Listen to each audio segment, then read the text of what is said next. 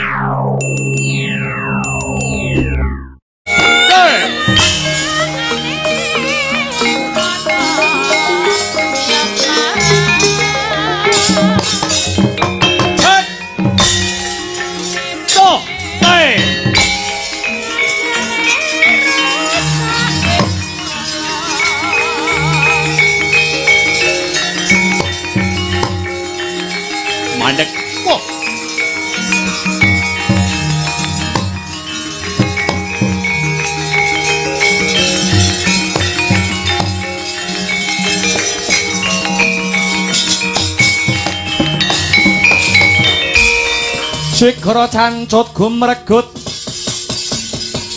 ngemot wadang rabasa mungsuh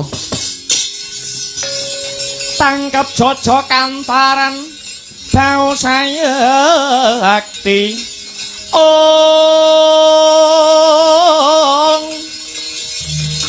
dengolena prapteng lampu sirna madyaning palugun sirna madyaning palugun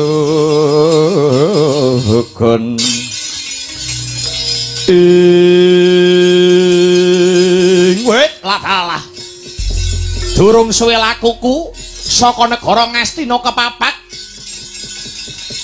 ana wujuding satriya sapa kang dadi kekasihmu warangka pepatih ana ing negara Wirata Patih Nirbita sing dadi kekasihku. Patih Nirbita pancen bener.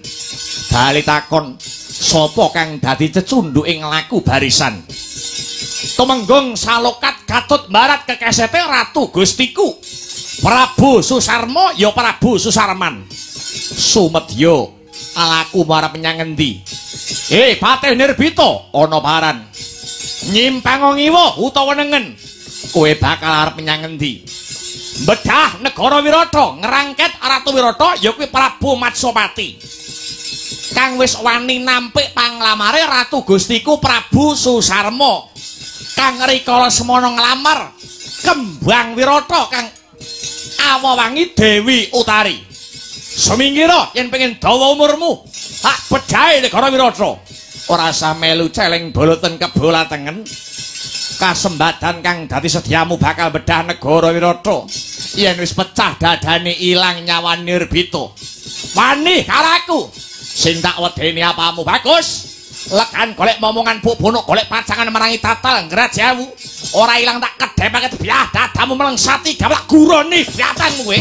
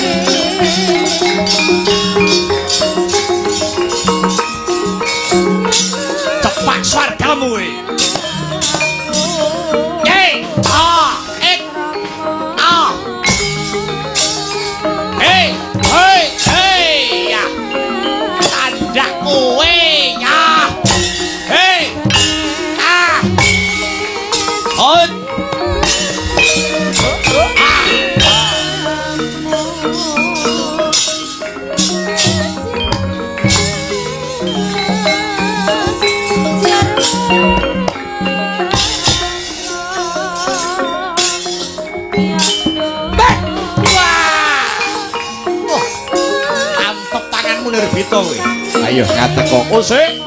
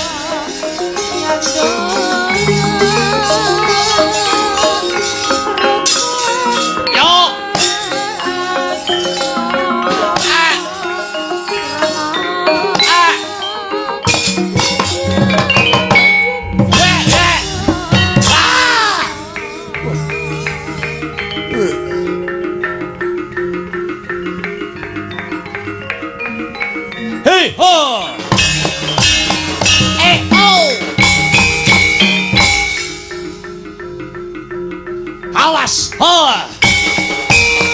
Asa! Yo! Awas, yo!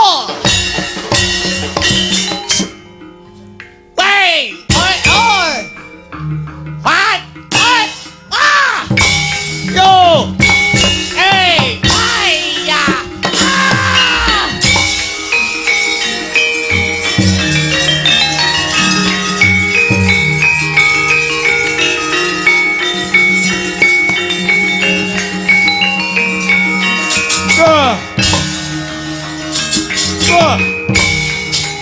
Hey! Hey!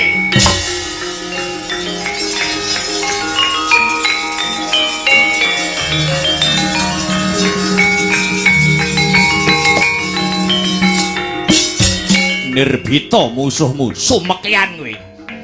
Hei, lo, wah, ambruk kowe derajat apa? Hei, waya, woi, as, wah.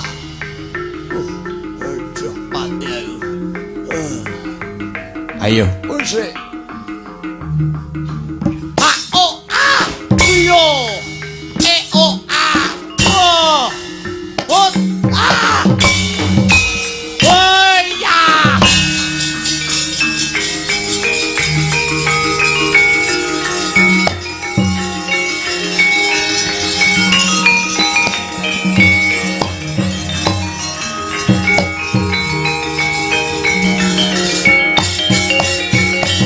Awas.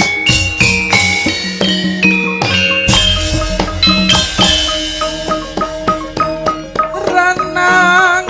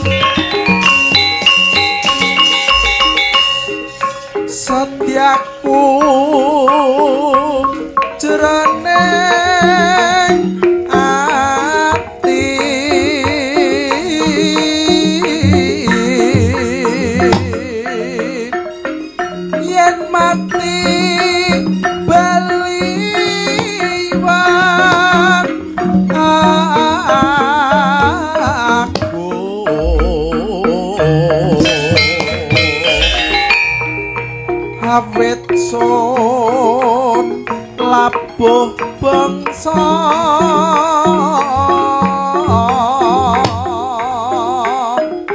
hanjrah arum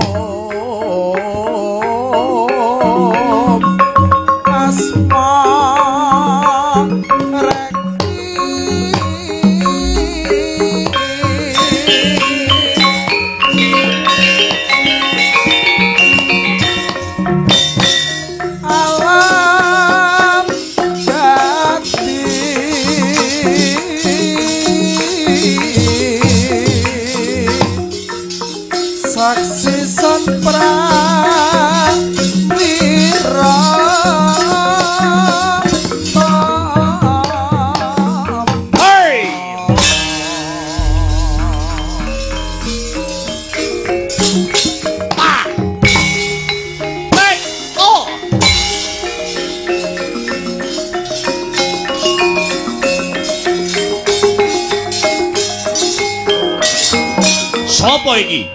Atma Jendrawirata Raden Warat Sangka bali takon Komandang Garba mundura yen ora pengin dadi bathang rasah gembilu sirahmu cobanen kasektenku dina iki ikhtian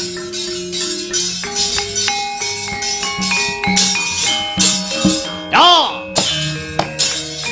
S A S A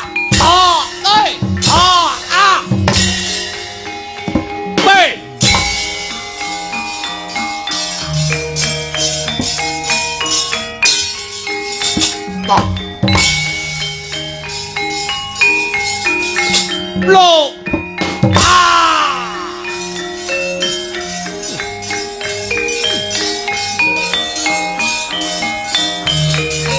Get back! Was! Hot go!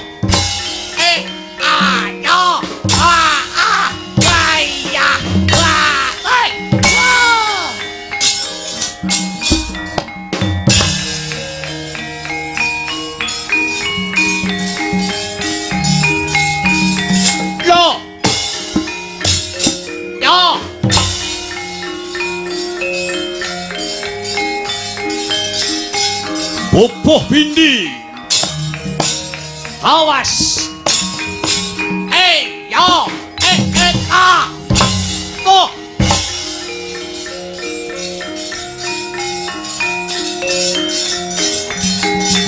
yo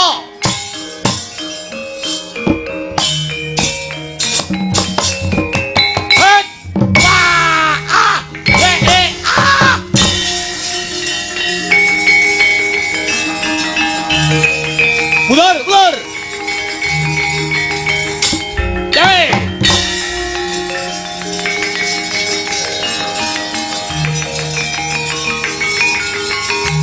Wah!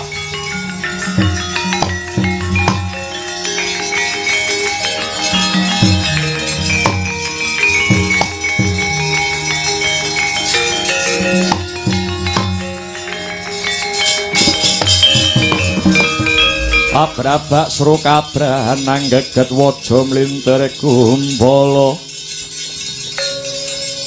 sugal wijiling sabdo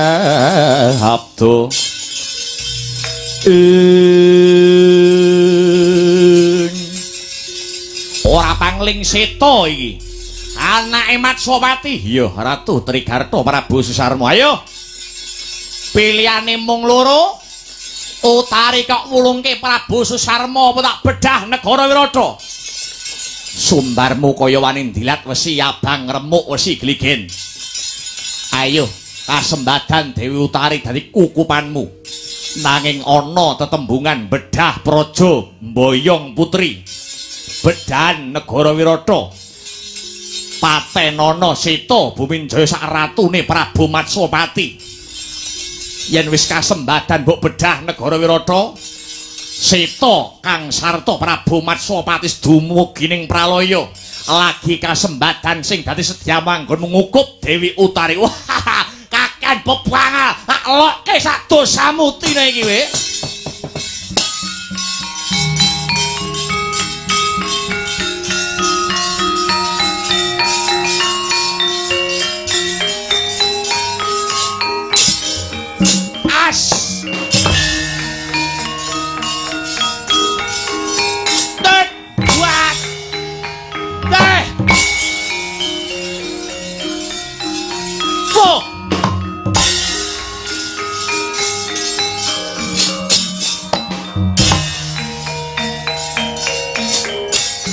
Awas!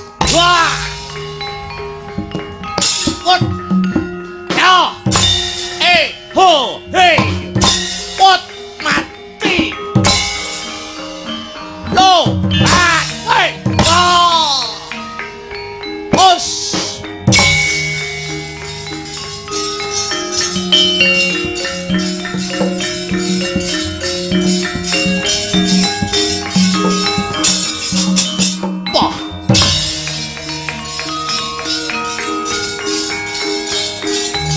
Lo, wah, wah, wah, wes ikan, ah, wah,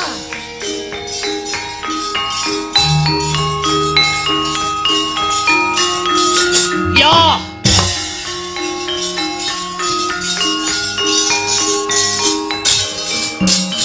yo.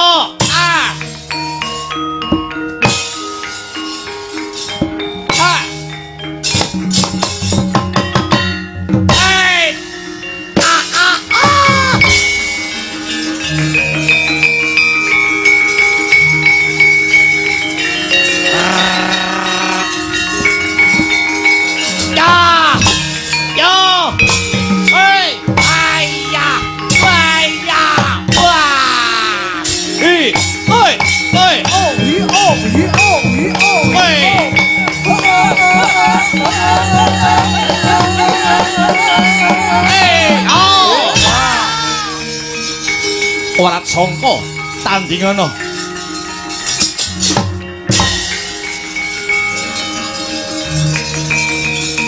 Yo, Milio. Ya. Nah. Hot. Lo, ayah. Wah. Oh.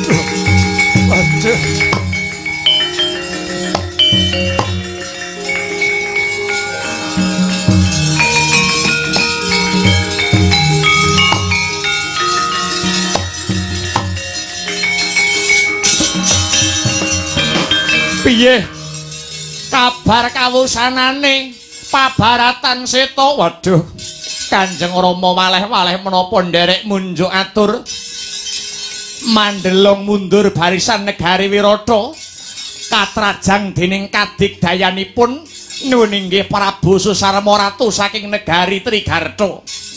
Kang putra Seta Buminjaya budidaya anandingi kaprawiranipun nanging kepara gagar wigar mbabar wirang Kang Putra Seta Buminjaya boten kewagang ngadepi kasektenipun Ratu saking Trigarta Prabu Susarma. Duh Kanjeng Rama, kula ingkang sowan.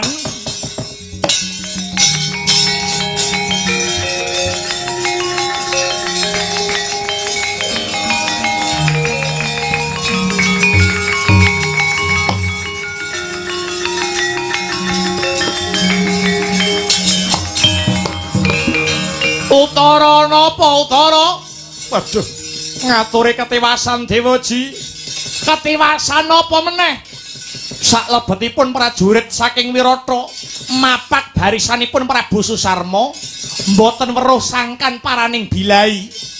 Negari Wirata wonten ingkang dingkik saking wingking. Inggih menika prajurit saking negari Ngastina ingkang dipun pandegani dening Senopati Ngastina Karna Basusena Byangsa telek. Oh.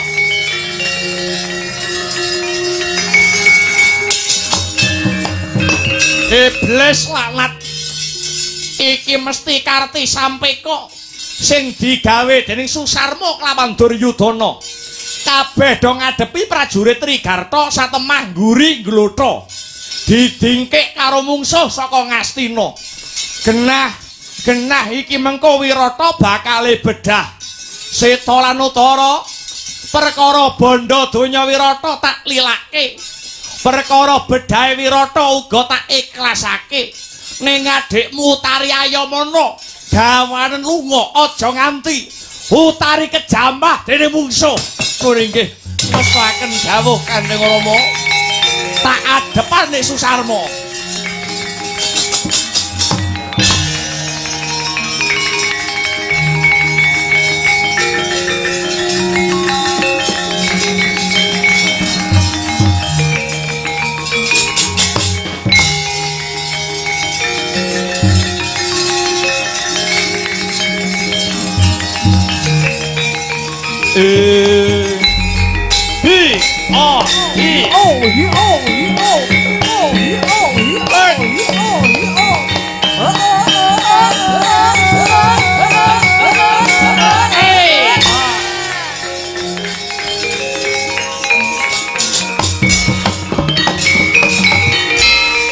Manganjur lakuning angin gugur agraning araga. Guru Gurnita kagiri-kiri. Iki dapure Matsapati. Kowe biyen jane arep tak mulyake anakmu dadi bojoku. Uripmu mesti keceh bondo donya Mas Picis Raja Brana. Ewadene panglamarku malah ndok tampik setan kowe Matsapati. Susarma. Ana tetembungan bedah praja mbayang putri gawanen lunga Utari. Yen wis kelakon pecah dadane ilang nyawane Ratu Wirata. Senadyan umurku wis tuwa bebasan kempong perot jambul uwanen, mlaku ora jejeg yen ora tinuwak nganggo teken. Nanging kumlawe tanganku ora bisa ngopyorke polomu aja celuk Matsapati. Ratu tuwek elek keplek meh matek dadak kakean bebangal. Hatiku wis kadung lara, atine Susarma wis kadung tatu. Krana panglamarku biyen wis kok tolak. Laraning atiku kudu mbok tebus. Sarana ndase Ratu Wirata. Tak nggo keset dine iki cangkem elek. Ayo.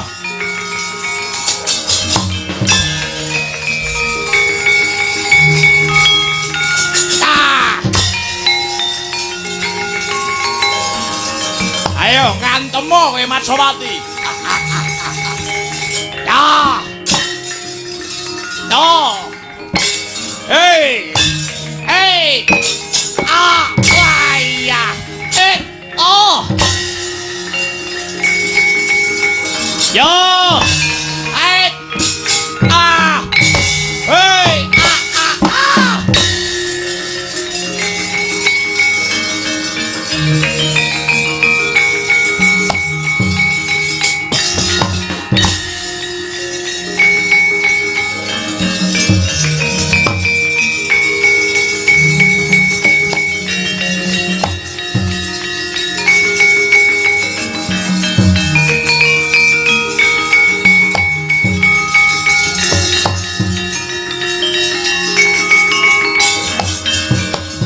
Sino karta mretartam tutamtuning utama dadi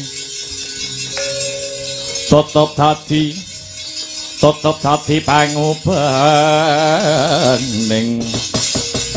ing Sudha Dwija Kangka mlayu-mlayu marepeki jagal Abilawa ana pari gawe apa Yayi mung kari sak siliring bawang maneh panandange awake dhewe anggone nglakoni paukuman sesingidan mapan ana negara Wirata bakale rampung bakale pundhat nanging dadekno sumurupmu ya Bilawa dina iki kahanane negara Wirata paribasan ancik-ancik pucuking ngeri Wirata dirampit saka mungsuh dirampit saka negara Trigarta kang dipandhegani dening Prabu Susarma ya Prabu Susarman. Dina iki Prabu Mangsapati ngibarate anguk-anguk nyawane wis anguk-anguk ana mbun-bunan tulungana ya Di. Siadi sing santosa dada baune yen Prabu Matsapati tumekaning pati negara Wirata bedah ora wurunga sisip sembire luput katuranggane awake dhewe bakal konangan dening para Kurawa satemah baleni dadi wong buangan suwene 13 taun maneh jumangkarna sikilmu tulungana Ratu Wirata Prabu Mangsapati ya Bilawa.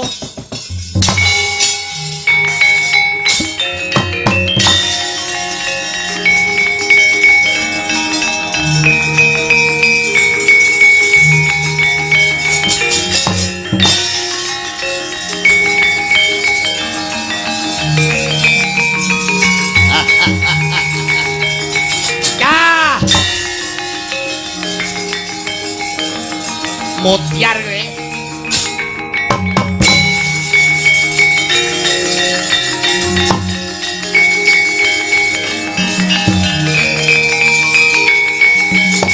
Loh. Ya.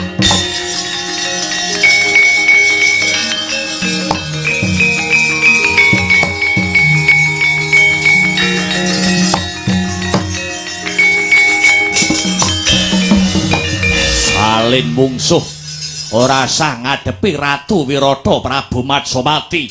Iki jagal Bilawa tandingana jagal Bilawa empel gedes. Nek wong liya kok apusi kena nanging Prabu Susarma ora bisa. Arepa malih bulus poleng Susarma ngerti. Susarma ora kena ndok apusi. Kowe kuwi dudu jagal Bilawa. Ning sejatine kowe iki werkutuk. Wah!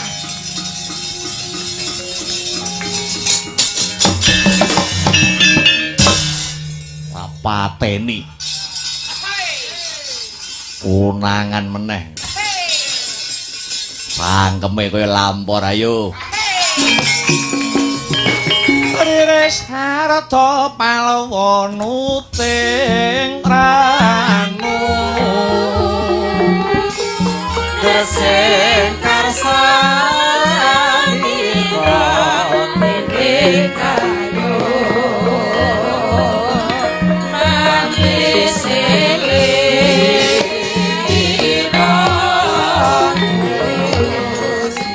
sumengko pengawak Bajra wonten menapa Kakang Utara amarpeki Kang Rayi kula pun utari kawruhanana ya Yayi. Lamun ta dina sakmengko negara Wirata bakal bedah. Awit dina iki negara Wirata karampit saka ngarep lan mburi, saka ngarep negara Trigarta Prabu Susarma lan saka mburi negara Ngastina Adipati Basukarna. Ripalungguhan iki perkara bondo donya wis diselehke kelawan Kanjeng Rama. Lah dene anggonku methuki Yayi Utari karana pun Kakang Utara bakal nyelametake kayuwanane Yayi Utari saka cengkremane musuh.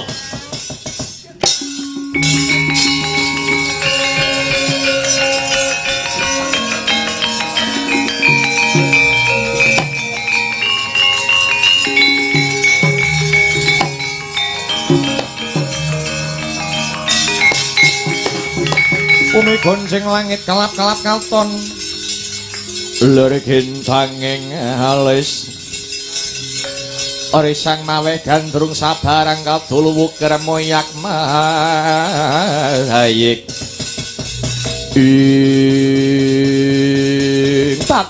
Topat Kakang Utara piye Yayi menapa paduka menika mboten kletu menapa paduka menika mboten lepat ingkang kedadipun slametaken niku negari Wirata sanes kok Utari Mila saking menika do Kakang Mas kedahipun paduka Kakang Mas jumangkah kedahipun Kakang Mas Utara Kumerembyah. Salah setunggal kewajibanipun satriya menika rumeksa rahayuning bumi kelairan. Tegese nalikane negarane ditekani mungsuh satriya kudu gelem belani nganti tetesing getih ingkang pungkasan. Kenging menapa paduka sipating satriya anake ratu lah kok malah umpetan. Kula boten buta dipun slametaken Kakang Mas.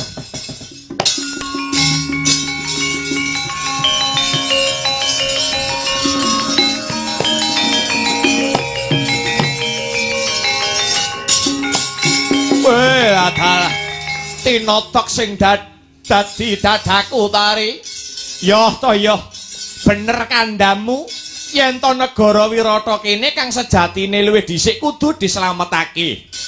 Ning nek upamane aku maju perang kamangka prajurit Ngastina kuwi ora kena disepelekake.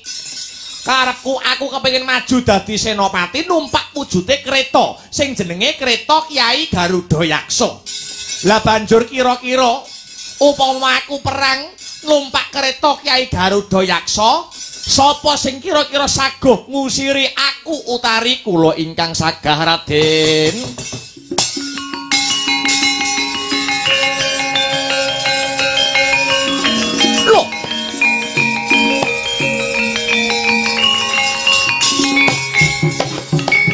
Iki sapa iki? Kula pun Kedi Wrihatnala Raden. Gaweanmu ning Wirata? Kewajiban kula nuninggih guru olah kabudayan ugi guru-guru tari tumrap para putri-putri ing negari Wirata. Oh sik to. Kowe iki mung sak guru tari. Kenang apa kok kowe wani dadi kusir perang? Nyatanipun kula wantun Raden. Dasare upami kula pejah badhe arum ingkang dados asma kula. Lah menika lho Kakang, kula aturi midhangetaken ucape kang abdipun Kedi Wrihatnala.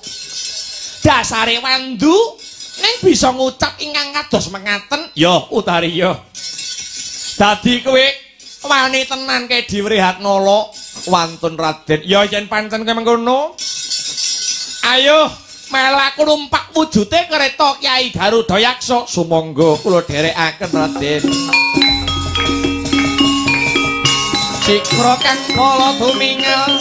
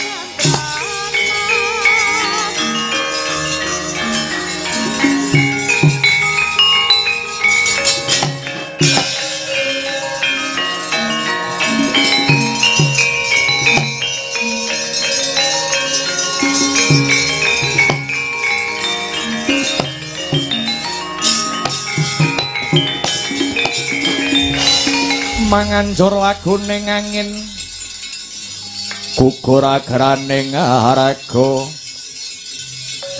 Guru Gurnita kagiri giri Kedi Wrihatnala kula wonten dawuh tinimbalan Raden sing ana ngarep iki ingkang winastan kreta Kyai Garuda Yaksa. Kreta iki ora bakal metu saka pagedhongan yen ora ana senopati kang magut ana payudan. Nuwun inggih Raden, kowe sago tenan ngendhaleni lakune Ngrata? Nuwun inggih, sagah. Perang kuwi tatane nyawa sampun dados patembaya kula jiwa raga kula badhe kula udhokaken kinarya memayu hayuning bumi Wirata. Bagus. Yen ngono ayo enggal rumanti kendhalekna wujuding kreta Kyai Garuda Yaksa lakuning kreta nerna barisan Ngastina kareben bubar mawut barisan Sata Kurawa. Nuwun inggih ngestaken dawuh Raden.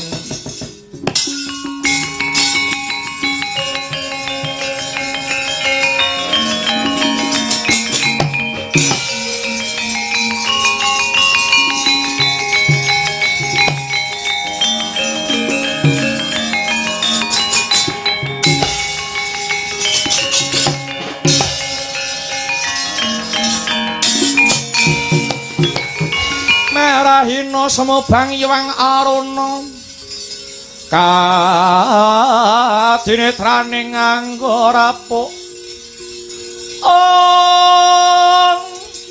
sadaning kukila ringkane gara gagetar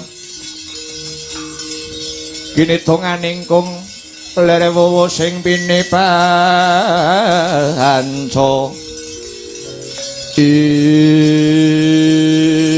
wis mapan ana pakusiran risang Kedi Wrihatnala konang cambuk den seblak wauta kaya mangkono wulun jalegrek wulunina wujuding turangga wulun jalegrek sikil mancal ngruncal weteng mlendung lampahing Ngrata ngener barisanipun para Kurawa satemah bubar mawut barisan Ngastina.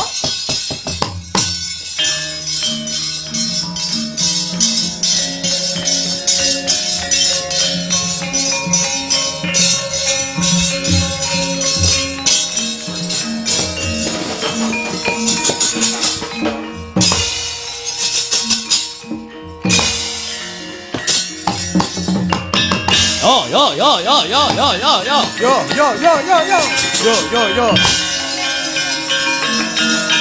Kampung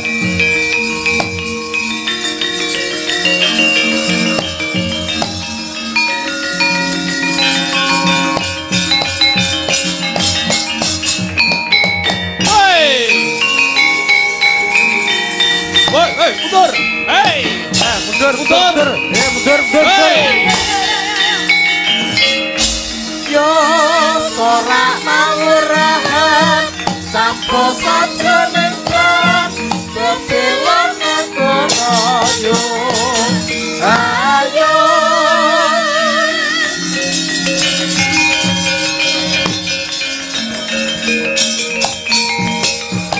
Yuk malih kinarya palupi Surya Putra Narapati ngawangga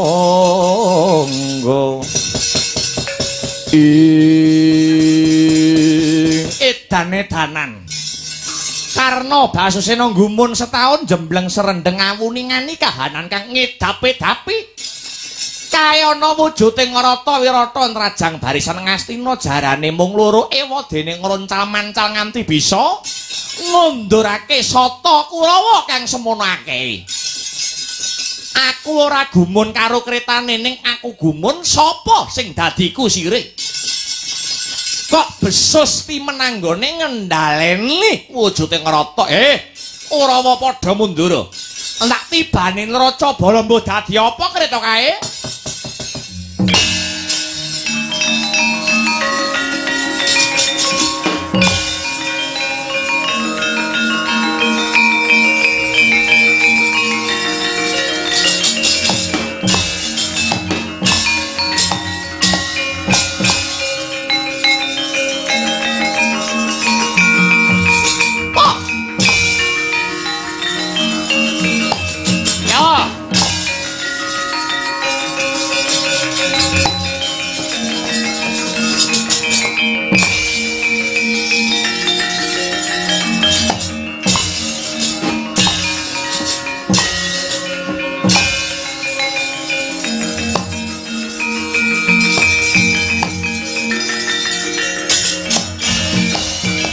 kaya udan ing mangsa rendheng dumawahing panah saking Narapati nganggo Karna Basena. Dadya cilik atine Raden Utara mulat cacing jemparing ingkang maewu-ewu. Hanimbrung jroning rata sigra mlumpat saking baking rata Garuda Yaksa Raden Utara Prayitna sang kusir.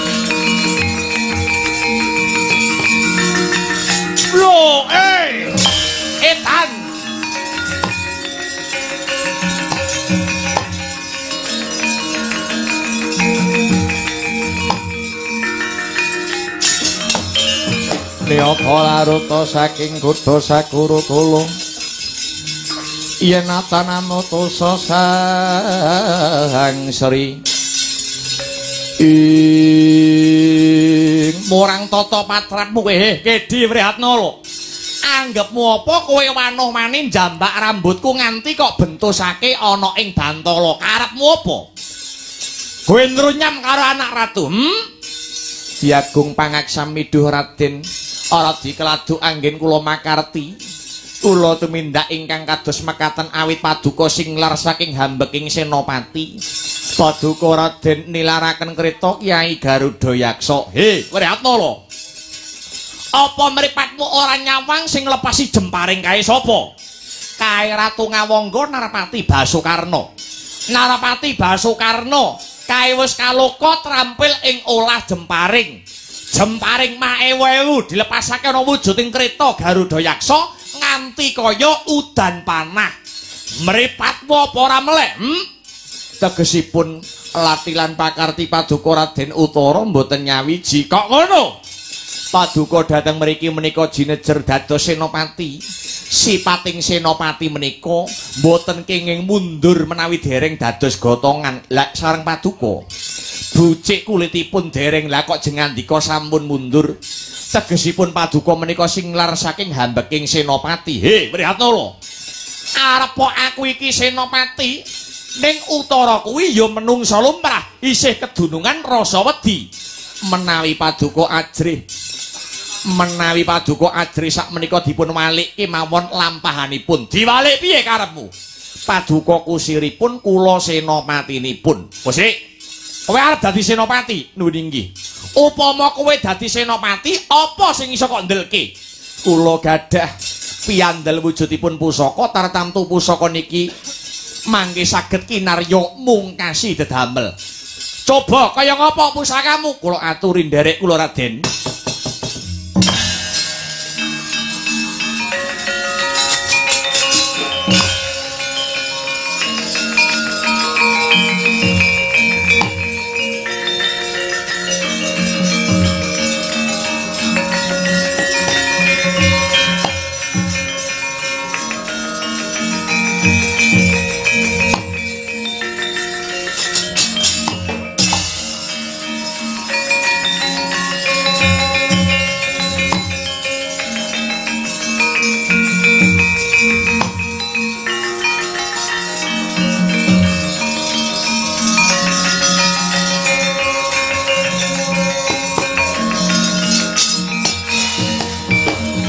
Lengeng driya mangu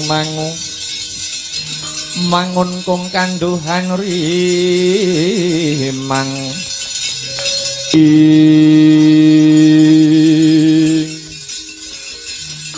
kowe senopatine aku kusire aku arep kok paringi sumurup wujude pusakamu aku arep mbok wene ngerti wujude senjatamu ning aku kok malah mbok jak ning alas iki piye to Kedi Wrihatnala. Perang iki ana pabaratan, perang iki ana payudan. Lah kok aku malah bojak ana teng alas. Kamangka kabar sumebar pawarta-warata Kedi Wrihatnala kowe kuwi banci, kowe kuwi wandu. Lah kok aku bojak ning alas. Kok gek aku arep kok kapak-kapake. Mboten. Kowe wanduke banci aku mbok jak ning tengah alas. Kok nek aku mbok sodomi piye mboten. Mboten aman-aman. Lah kok iki enek pocongan putih. Punika senjata kula ingkang kula sendenaken mapan wonten ing Witing Banean. Pusakamu kok buntel nganggo pocongan. Lho nggih, coba bukaan apa isine? Aku kepengin ngerti sing jati pusakamu Ki Dewi Ratnala.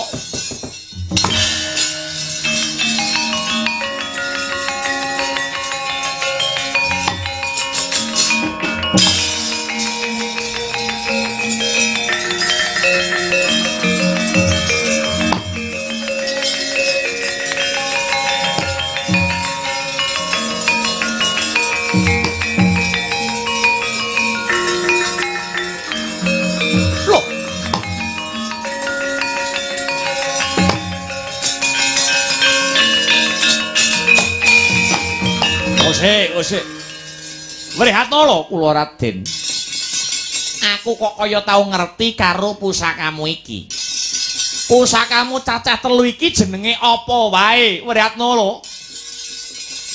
Ingkang angka setunggal keris, ingkang mawi pamor geni murup. Punika naminipun keris Kyai Pulanggeni.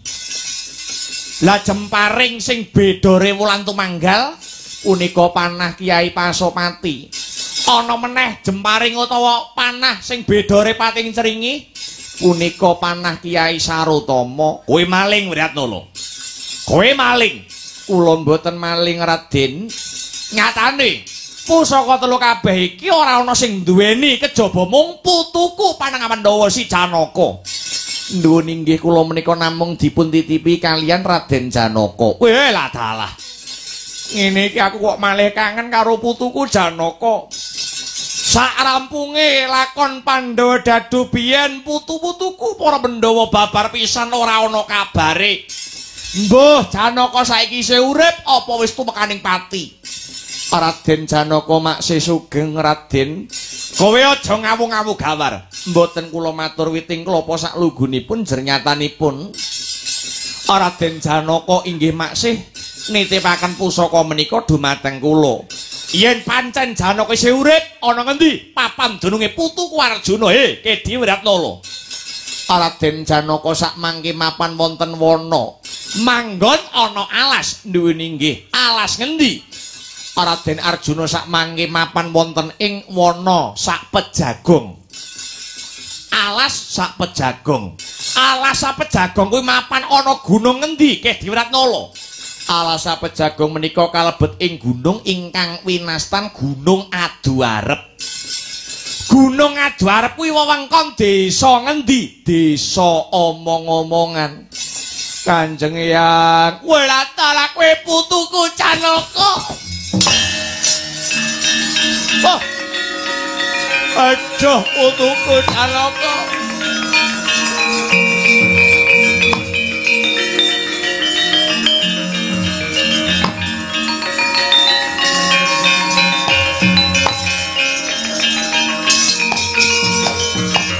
Wah, ora ngira babar pisan Kakang Asesinglon guru tari guru lah kabudayan tinemune. Jebol kowe putuku bocah Bagus Arjuna. Nuwun inggih Kanjeng Eyang lakar kasinggihan. Sak sampunipun lelamahan Pandhawa Dadu para Pandhawa nglampahi pakukuman 12 warsa bebasan Papariman Hangulandara mapan wonten ing alas Kamiyaka. Dene ingkang setunggal taun kedah umpedan wonten satunggiling praja inggih negari Wirata kala wau ingkang kinarya papan pasuwitanipun para Pandhawa. Idep-idep labuh dharma dumateng Kanjeng Eyang Mangsapati sumrambahipun para wargagung ing negari Wirata. Lah kakangmu Puntadewa ingkang Asesinglon mantri pasar nggih Suda Dwija Kangka. Kakangmu Werkudara ingkang dados Jagal Abilawa. Adimu kembar ingkang dados Tantri Pala kang sarta Dama Granti ingkang ngupakara pesabinan kang sarta Rajakaya. Weh lah dalah tegese Pandhawa jangkep mapan ana ing negara Wirata lakar kasinggihan do Kanjeng Hyang. Yen ngono aku percaya marang kasektenmu cah bagus. Undurna barisan Ngastina, barisane sapa Kurawa Canaka.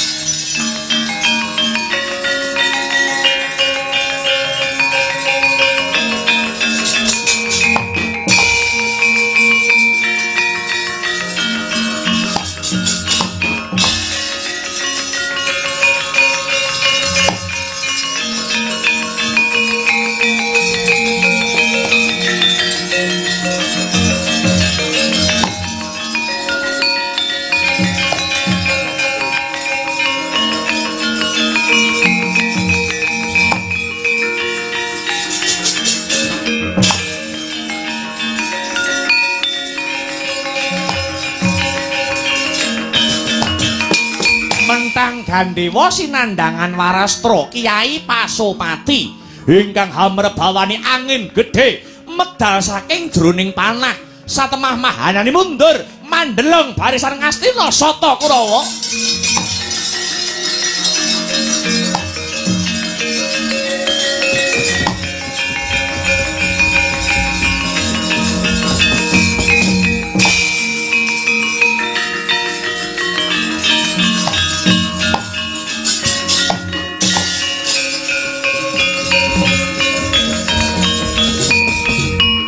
Solo.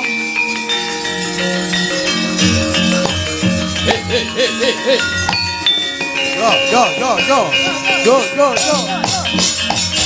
Wey. Lur. Yo. Akasa mesti gundala. Betala osak samudra.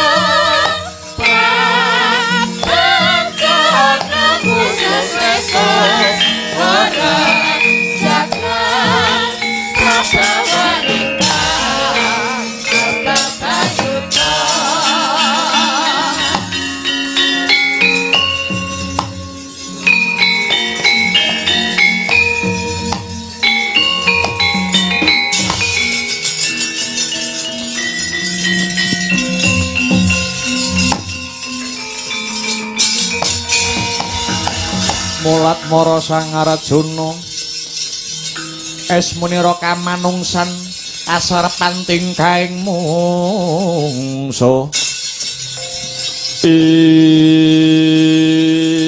ngusik iki ana pawongan maju ana payudan nanging ngungkurke Karna Basusena kowe sapa Kisana? Senopati Negara Wirata kekasih Kedi Wrihatnala.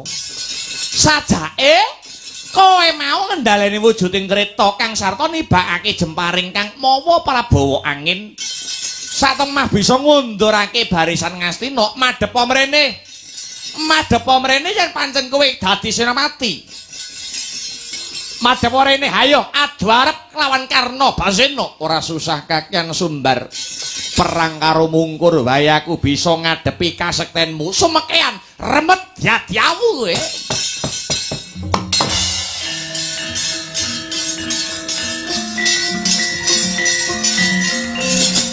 Yo.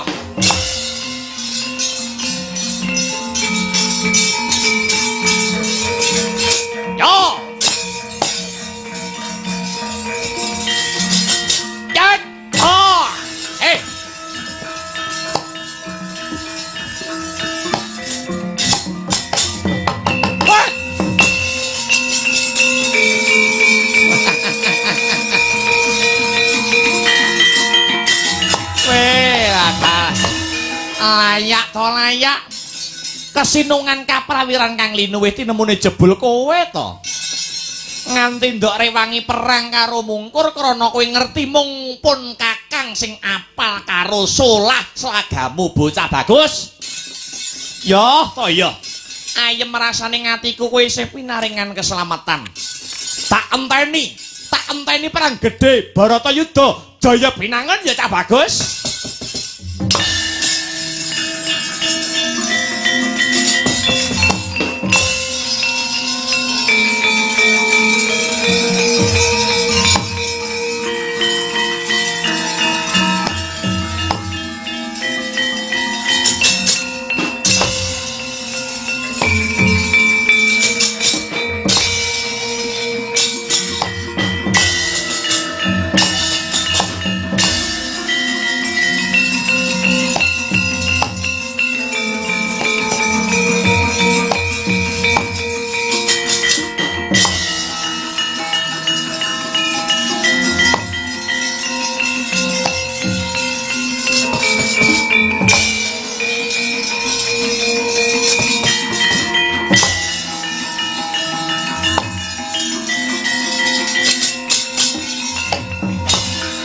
Durna. Wonten dawuh Kakang Resi.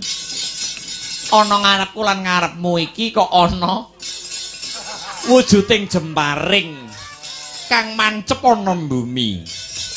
Slagane jemparing kaya patrape wong kang sujud lagi ngaturake dharma bekti. Ngaturke dharma bekti aku karo kowe. Nggih no. Kamang kalau paling bawana karo pengangkos ora ana wong kang bisa jemparing kaya ngene iki kejaba mung bocah kae Kakang Resi. Iya, iya.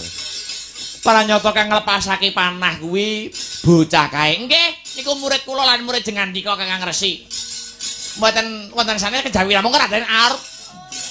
Wis aja kok lairke aja kok blakake, mengko ndak mbaleni ukuman meneh nggih nggih.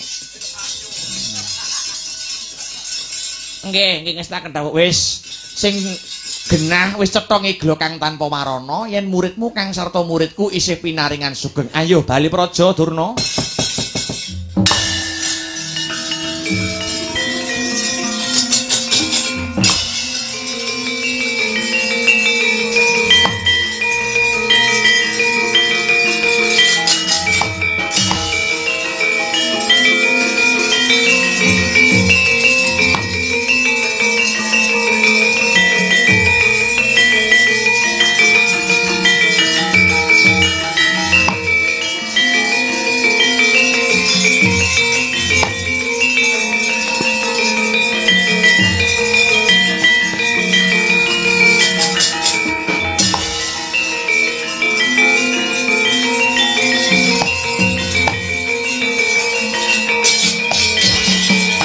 Ratune ratu utama padihe patih linuwe ing utara mlayu-mlayu gawe kaget kepiye kabaring pabaratan duh Kanjeng Rama Dewaji Prabu Mangsapati sampun sumilak pepedhut ingkang animbrung negari Wirata barisan saking negari Ngastina sampun mundur dipun unduraken kalian Kedi Wrehatnala.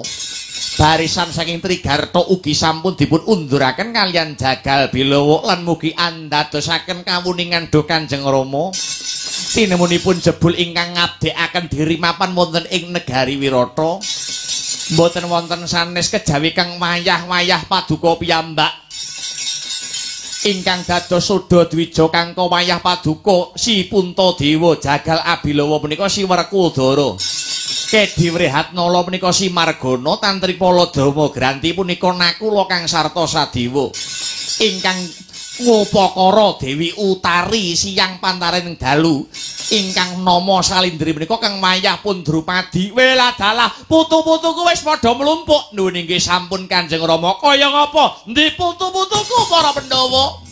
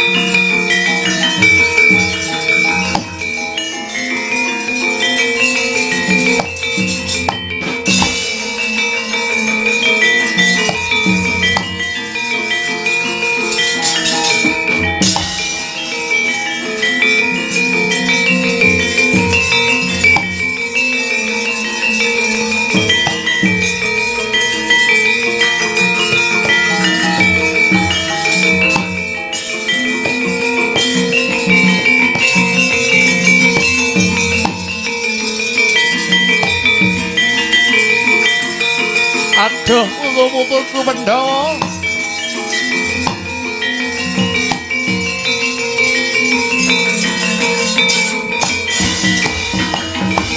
Ngaturaken panuwun dumateng Kanjeng Hyang Prabu Mangsapati. Awit para Pandhawa sampun dipun ayomi.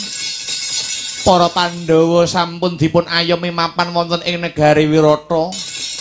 Awit para Pandhawa namung nindakaken paukuman sesingidan wonten praja saklaminipun setunggal warsa. Ya, ora apa-apa.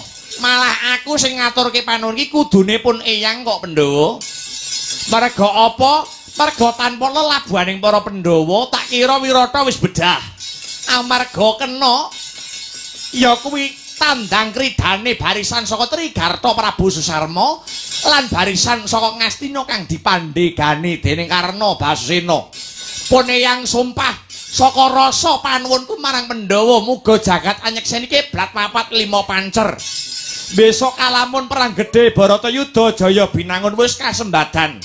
Pandhawa aja pisan-pisan ngetokke ragat yen bondo donya negara Wirata durung entek gusis. Lan sumpahku seksenana sadroning perang Baratayuda Jaya Binangun besok Pandhawa aja pisan-pisan ngetokake senopati kalamun anakku Seta Utara Wrajangka durung tumekaning pati sineksenan jagat sak isine.